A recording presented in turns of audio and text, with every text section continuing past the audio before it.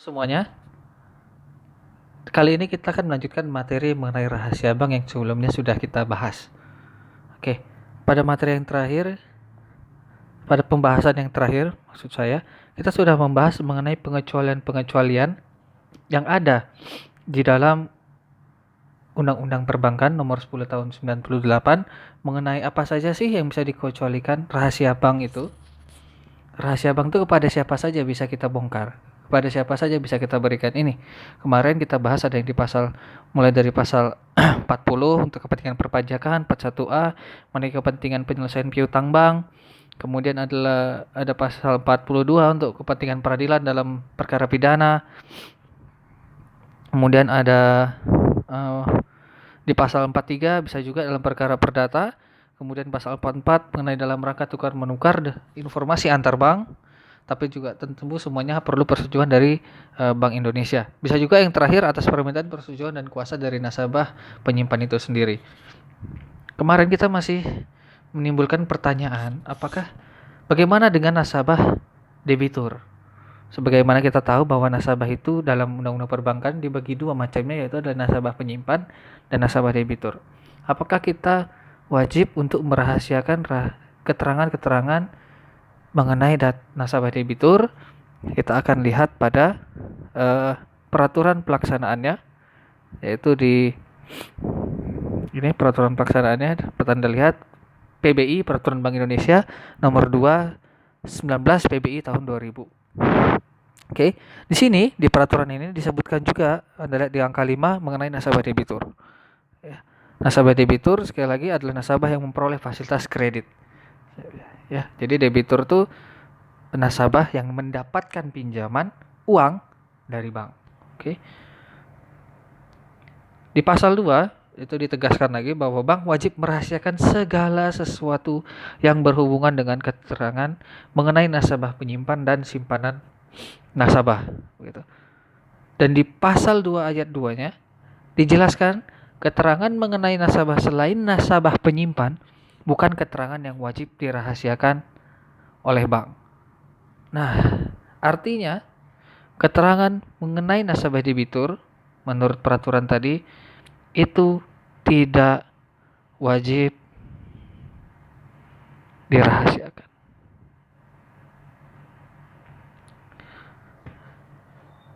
Itu otomatis kalau mengenai nasabah debitur, data-datanya tuh mengenai berapa pinjamannya, berapa bunganya, apa jaminannya, dan sebagainya. Hal ini untuk apa? Hal ini agar dapat mempermudah proses eksekusi untuk kredit-kredit yang macet. Gitu. Kadang-kadang sering sekali kredit-kredit yang sudah macet itu nasabah debiturnya tidak bisa dihubungi lagi. Jadi bayangkan kalau kita mau eksekusi, otomatis kan kita harus memberitakan, menaruh di pengumuman-pengumuman bahwa ini ada rumah yang dilelang, rumahnya alamatnya segini, sertifikatnya segini, outstandingnya segini, dan bla bla bla bla bla. Otomatis kalau itu perlu persetujuan dari debitur, sudah pasti tidak bisa didapatkan, dan apabila menunggu persetujuan dari Bank Indonesia ditakutkan akan menghambat proses dari eksekusi tadi gitu.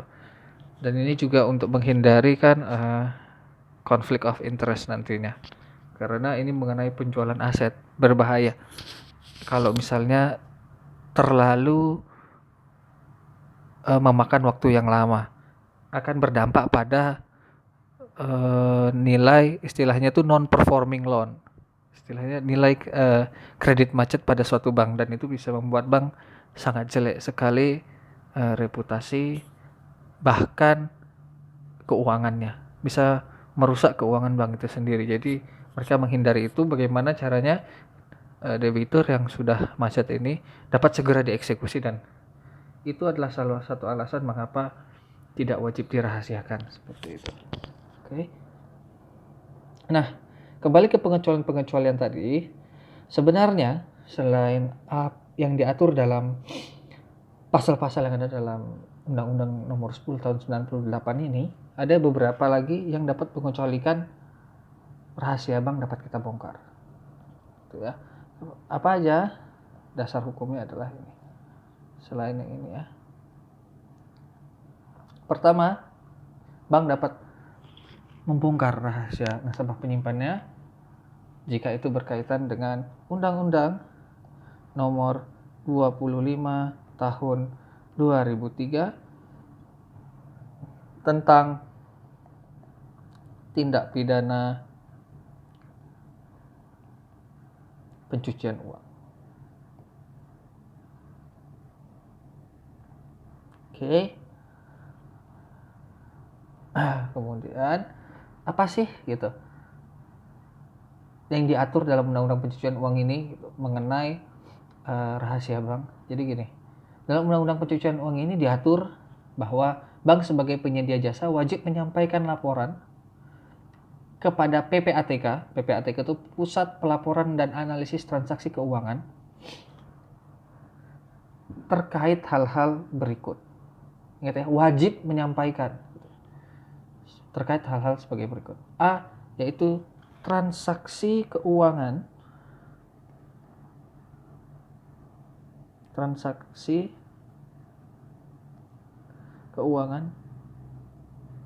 yang mencurigakan.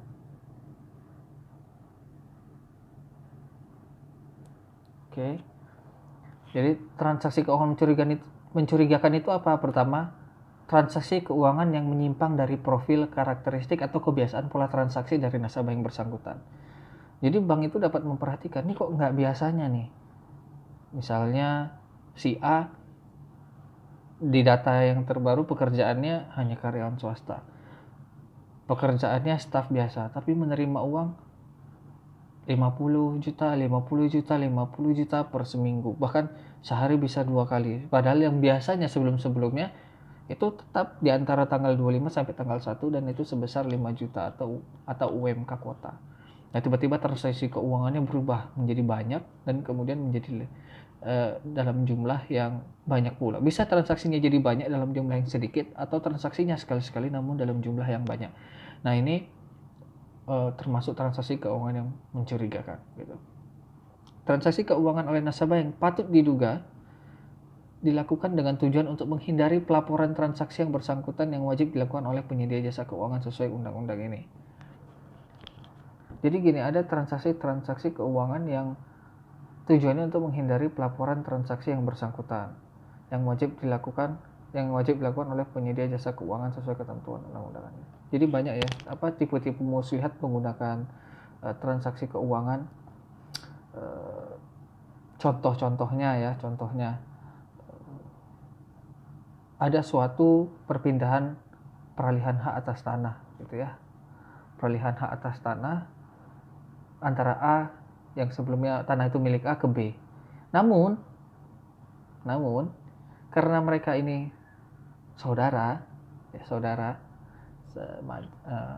kandung, adik kakak, mereka mengalihkan rumah tadi dengan akta hibah. Dengan akta hibah artinya sang pemberi hak A tadi itu tidak perlu membayar sejumlah uang pajak, ya kan? Dan karena tidak ada penghasilannya, karena itu hibah dan kemudian hanya B saja yang perlu membayar BPHTB gitu. Namun ternyata di rekening A tiba-tiba masuk uang sebesar 750 juta misalnya. Karena itu sebenarnya hanya aktanya saja dibuat hibah, namun realnya mereka melakukan jual beli tanah. Nah, tipe transaksi seperti ini untuk menghindari kewajiban-kewajiban seperti pembayaran pajak tadi. Begitu ya. Kemudian ada juga transaksi keuangan yang diduga merupakan hasil dari tindak pidana. Begitu. Jadi masuknya itu misalnya hati-hati buat yang senang main-main judi online. Uang yang Anda redam ke rekening Anda itu bisa dideteksi entah asalnya dari mana. gitu ya asalnya. Dan itu bisa ditelusuri oleh PPATK bahwa uang Anda hasil judi. Jadi berhati-hati ya, lebih baik tidak usah main. Oke. Jadi penyampaian laporan mencurigakan tadi paling lambat 3 hari kerja setelah bank atau penyedia jasa keuangan tadi mengetahui ada unsur transaksi keuangan yang mencurigakan ya. Oke, itu untuk yang apa tuh namanya, untuk yang berdasarkan undang-undang pencucian uang. Kemudian bisa juga dikecualikan dengan Undang-Undang Nomor 15 Tahun 2003 tentang pemberantasan tindak pidana terorisme. Oke.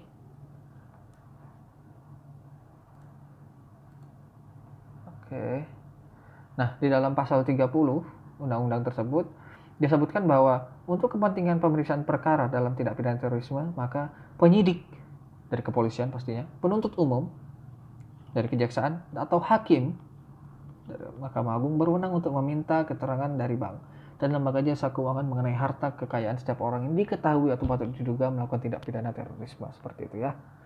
Kemudian ada yang satu lagi adalah sudah pasti undang-undang tindak pidana korupsi. Oke. Ini juga bisa. Jadi nanti yang meminta data-data adalah KPK ya, menggunakan surat resmi dari KPK yang serendah-rendahnya harus ditandatangani oleh pejabat KPK berpangkat deputi atau sekjen atas nama pimpinan KPK. Oke. Atau surat dari KPK ke pimpinan KPK berdasarkan surat perintah atau surat tugas yang ditandatangani oleh salah satu pejabat yang tadi. Itu bisa meminta keterangan kepada bank. Oke. Nah, kita kembali lagi melihat yang ditelusuri di sini di peraturan pelaksanaannya. Ya, nih. Ketentuan sebagaimana kita lihat di pasal 2 tadi ya, pasal 2 ayat 1, bank wajib merahasiakan segala sesuatu yang berhubungan dengan keterangan mengenai nasabah penyimpan dan simpanan nasabah. Kemudian pasal 2-nya yang dimana menerangkan bahwa nasabah debitur itu tidak wajib dirahasiakan oleh bank. Jadi yang wajib dirahasiakan oleh bank itu nasabah penyimpan mengenai datanya dan simpanannya. Kemudian di pasal 3 disebut ketentuan yang dimaksud dalam ayat 1 berlaku pula bagi pihak terafiliasi. Siapa ini pihak terafiliasinya? Gitu. Siapa ini yang wajib dirahasiakan? Jadi pihak terafiliasi yang juga wajib merahasiakan rahasia bank itu adalah ya, yang pihak-pihak yang terafiliasi dengan bank. Pertama itu anggota Dewan Komisaris, dan kemudian atau direksinya. Itu harus menjaga rahasia bank. Oke. Kalau dia berbentuk koperasi berarti itu pengurus dan pengawas.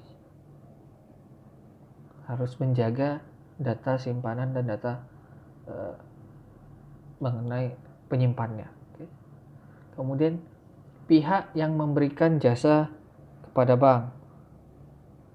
Pihak yang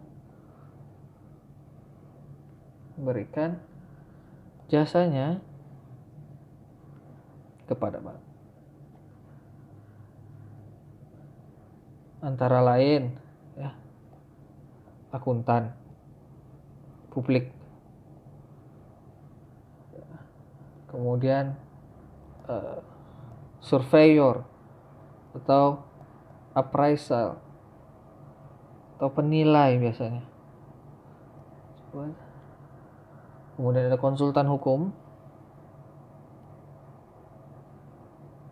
dan lainnya. Jadi mereka-mereka yang mengadakan jasa kepada bank otomatis kan akan mendapatkan data-data dari bank tersebut untuk dinilai, untuk dianalisis, dan mereka juga harus merahasiakan data-data bank tersebut. Kemudian yang terakhir adalah pihak yang menurut penilaian Bank Indonesia turut serta mempengaruhi pengelolaan bank, antara lain pemegang saham dan keluarganya. Ada pemegang saham dan keluarganya.